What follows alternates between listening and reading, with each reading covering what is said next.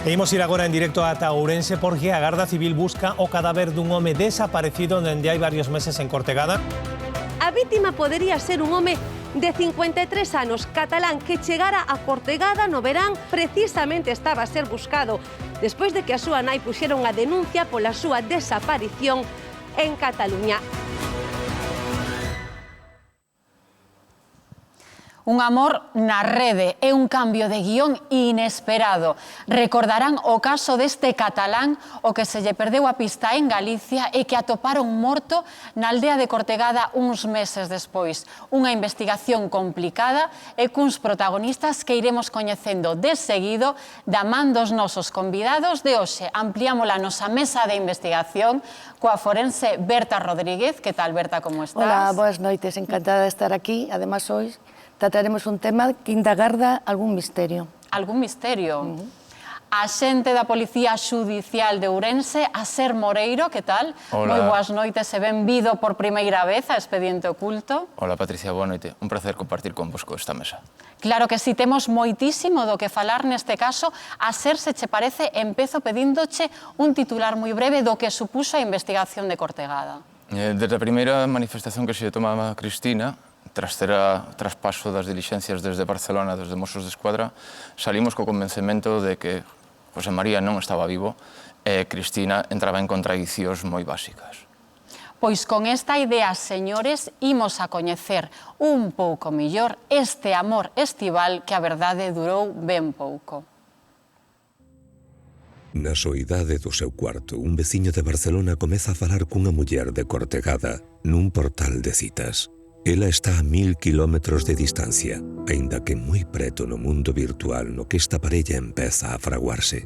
As conversas entre José María e Cristina prolónganse durante noites enteiras e a relación consolídase ás alancadas. Os dous descoñecidos conectan, gústanse e a idea de verse en persoa colle forma en cuestión de días. Cegados por un incipiente enamoramento, non sospeitan que nada será como esperan.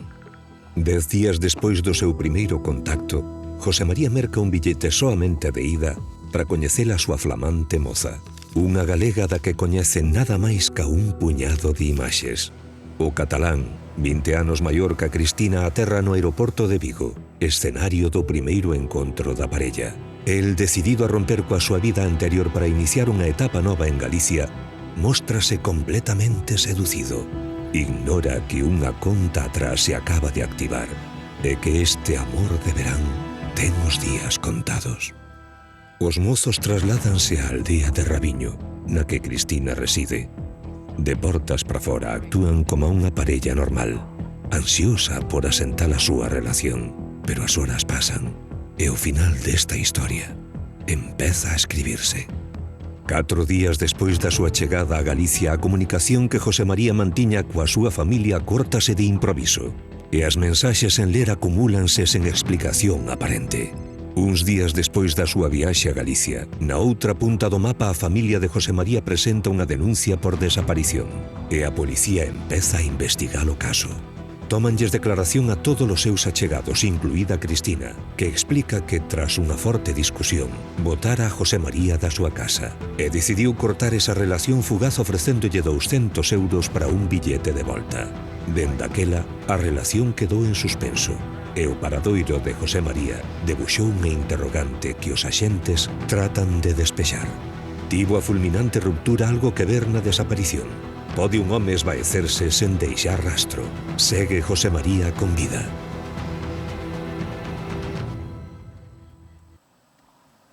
Catro días prácticamente de amor adolescente, non? Xurso nos que había un intercambio de mensaxes continuo. Sí, todo isto ven de antes, eles coñécense nuns chats de internet, bueno, pois enseguida establecen unha relación que realmente pois non se correspondía co que estaba pasando, non? Mandábanse mensaxes, incluso ela dicíalle que o quería, el preguntaba de verdade, como non creendo, non? Entón, despois de ese intercambio de mensaxes amorosos un pouco desmedidos, acordan verse cando el ven a Galicia con billete de ida e non de volta. billete de ida pero non de volta a ser.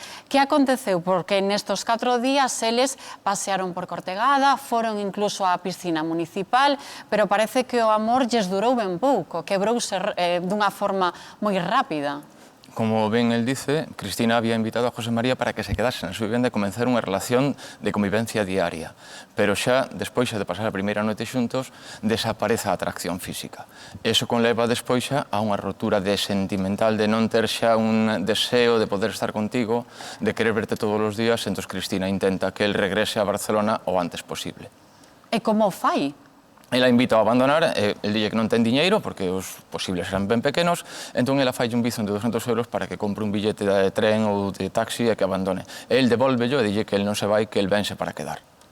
Había un rexeitamento manifesto, non? Isto é normal, Berta, nestas historias de amor así que se producen dun xeito tan rápido? Bueno, eu penso que nas redes o que é verdade é o mínimo, non?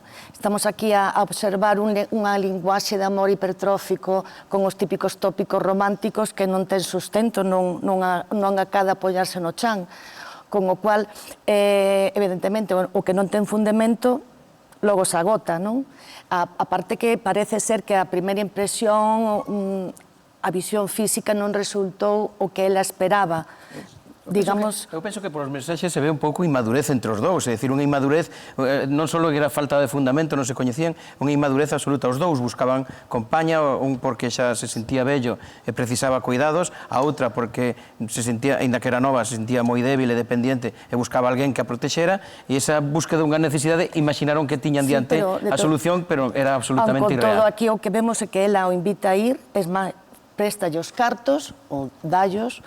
No obstante, o seu non é respetado. Non é respetado. Entonces, algo pasa aquí para que o desenlace posterior sexa bastante... Desgraciadamente, eso que pasou esos 3 días non o vamos a saber nunca. Non, porque hai dúas persoas, unha xa non está, que saben a verdade, pero hai que decir, eu falei que a familia, hoxe mesmo, nestes días, a familia non cree que José María non se quixera marchar da casa de Cristina, non o cree. Eles pensan que eso non foi así e que a verdade é que realmente esa é a versión que deu Cristina, pero nunca... Home, eu penso que aquí o que me dio é un desacordo significativo, e posiblemente en ese intercambio posiblemente inicial verbal desatouse tamén outros elementos de maior violencia. De maior relevancia, non? De maior violencia. Pois, se lles parece, imos a coñecer mellor o perfil de José María, da víctima deste crime. José María Roldán tiña 54 anos. Era viúvo, pai dunha filla, e vivía en Castelldefels, preto de Barcelona. Compartía casa con súa nai e sufría importantes limitacións físicas, auditivas e de mobilidade que condicionaban a súa forma de relacionarse. A súa vida estaba marcada pola soidade e polo baleiro. Por iso buscaba contacto a través de redes sociais e aplicacións de citas.